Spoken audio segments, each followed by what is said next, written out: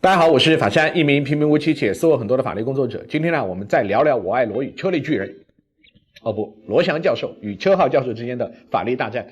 上回书说到啊，在车浩教授手着长文率先发难以后啊，罗教授文不加点，立马回击。这篇文章呢，罗教授写的就有點長了啊，6000多字，看得出呢他法哲学的功底也確實深厚，裡面引用了不少哲學概念和哲學金句。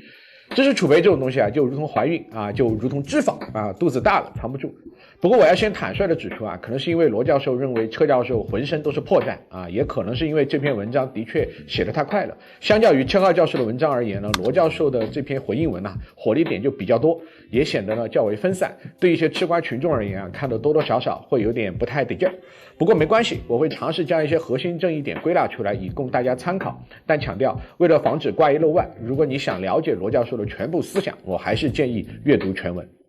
在正式介紹前啊，我們有必要複習一下上一輪辯論的內容。首輪辯論中啊，車浩教授的核心觀點主要集中在以下幾點。第一，是從對象犯理論體系的角度啊，車教授就指出對象犯不一定都是刑罰相當的，且即使是共同對象犯，當你將收買被拐婦女罪理解為綜合性犯罪，數罪並罰，其刑罰也與拐賣婦女罪相差無幾，也是重罪。因此啊，現行法律關於收買被拐婦女的規定並不與對象犯體系衝突。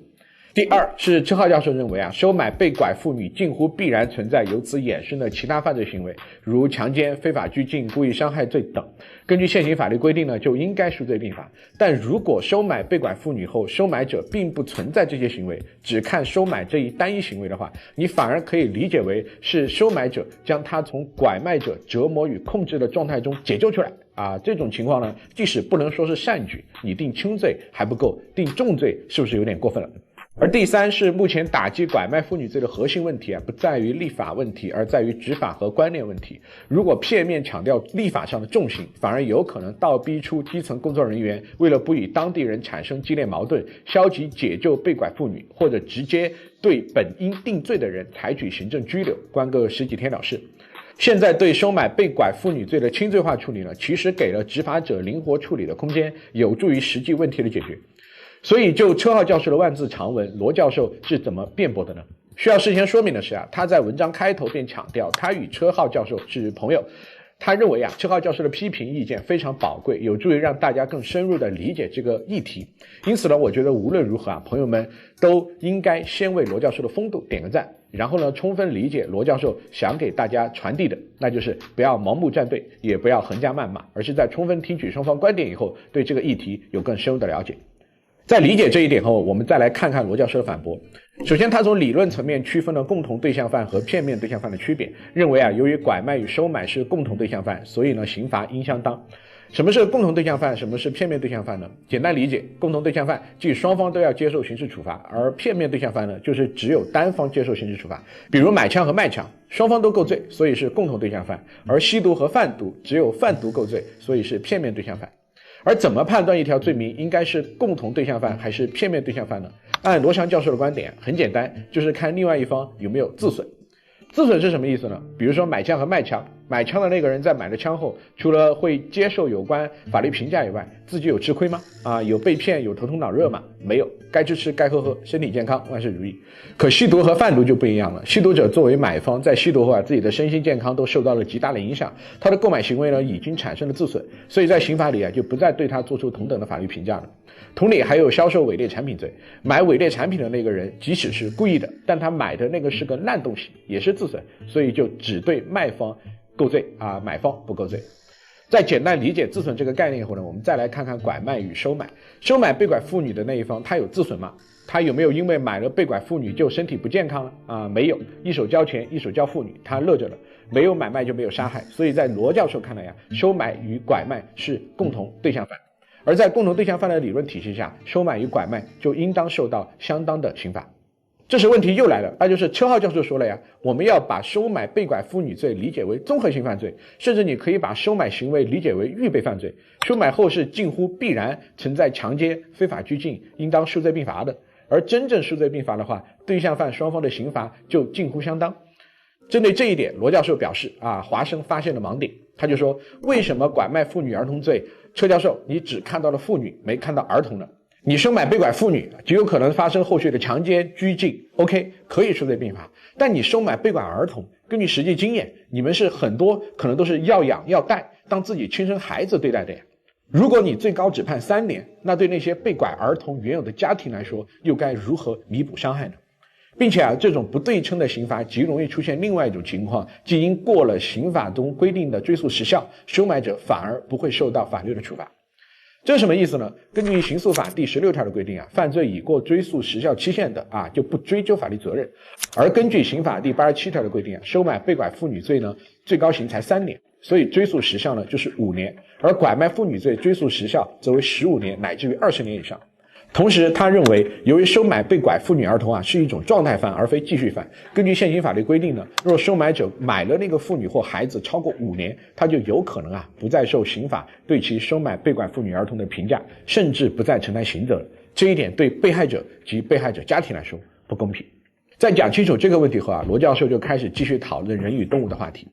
他認為正是共同對象犯的體系與收買被拐婦女兒童罪沒有兼容，導致了人不如動物情況的出現。而這種情況呢，有悖於人是目的，不是純粹的手段，人性尊嚴高於一切的動物和植物這句話。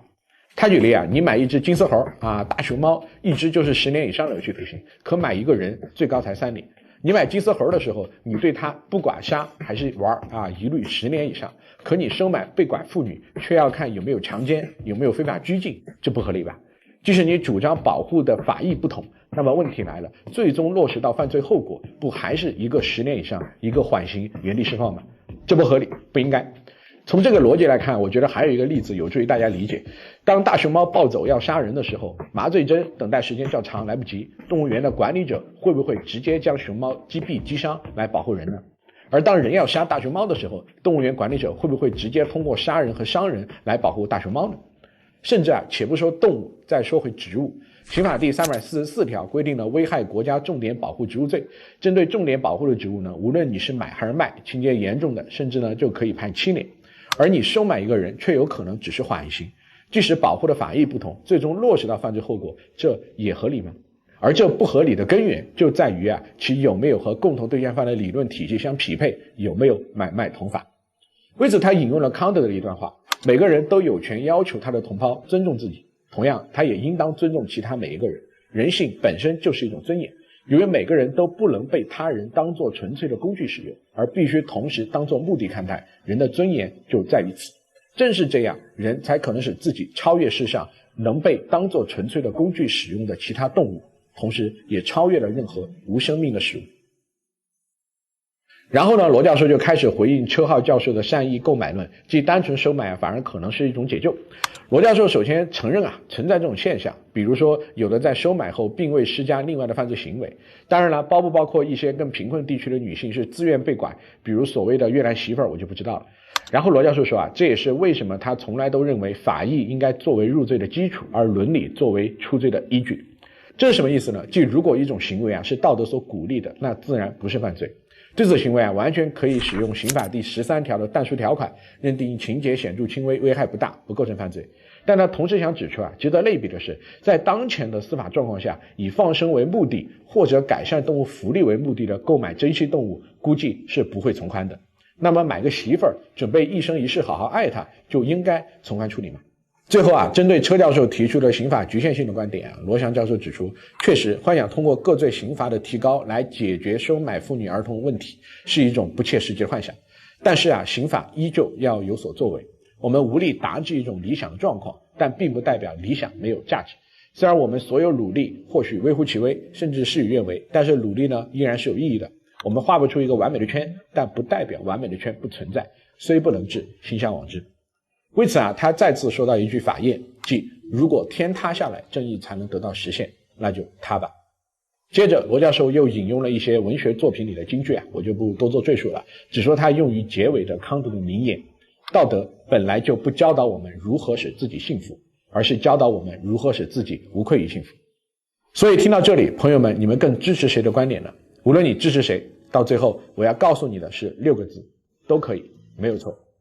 我看了一下上期視頻的彈幕和評論發現很多朋友都有了一種兩方都很權威，兩方都很有道理，我到底該信誰的困惑。我想說這份困惑我也有過，我剛上大學學法的時候呢，當時我最痛苦的也是對於同一個問題，書裡沒有標準答案，總是有什麼正說、反說、折中說、A 論、B 論、AB 論，和中學教材總會給你一個確定的答案讓你背，完全不一樣。然後我就和你們一樣問老師，我該怎麼辦？我該信誰？老師告訴我這個問題本來就沒有標準答案，你該問的是你自己。什麼是真正的學習呢？真正的學習不是你記住了某個知識點，然後把它寫在考卷上得分，而是将這些知識點都記在你的腦子裡，消化，形成自己的思考，然後做出獨立的判斷，並憑之增進你對世界的理解。我們總是渴望在生活中得到一個標準答案，但現實往往沒有標準答案。你渴求別人給你一個標準答案，反而是一種知識上的懶惰。真實生活中我們能做的只是在盡可能得到更多信息的前提下，通過獨立思考得出自己認為的最優解。所以具體到本次騾車大戰，你可以信一方，也可以誰都不信，甚至对双方都進行批評，這完全可以，沒有任何問題。別以為對方是教授，在知識上就完美無瑕了，不可能的，不然社會科學研究早就停滯了。最有價值的大佬是有獨立成熟思考的大佬。如果你想成為一个值得被跟隨的人，你首先要做的就是成為一個有獨立思考能力的人。而我能做的也只是給你提供一些我認為有價值的可供參考的信息，助你做出屬於你自己的判斷和決策罷了。言歸正傳，其實呢，本次騾車之變參與的不僅僅只有羅翔和車浩兩人，還有很多其他重量級選手，比如說中國海洋大學的三本謙教授等等。而就在這個月的4月9號呢，反方選手車浩教授才又在中國社科院大學副校長林維的主持下，和陳新良、周光全、白浪濤等名字說出來都掷地有聲的法學界大咖一起，再次就收買被拐婦女罪的修法進行了直播，可以說也是非常精彩。但由於直播很長有3個多小時，本視頻時長有限我就不再梳理了。若點讚過10萬，再解鎖下期。希望朋友們理解，我這麼做倒也不完全是學壞了會騙讚的，而是做這種介紹類觀點的視頻呢，真的很累。我認為呢，10萬讚是不可能完成的任務，我借口偷懶。我強烈建議呢，大家感興趣可以自行直接搜索直播回放，也給我放個假。我是法山，一名平平無奇且收穫很多的法律工作者，一個會在工作之餘為你提供有價值參考信息的朋友。歡迎朋友們呢一鍵3連並保持關注。下期呢，如果本期視頻沒有過10萬我會介紹為什麼在立法10年以後又有人主張調整醉駕入刑，而這個觀點的主要輸出者和我剛才提到的某位大咖有關。我們下期再見。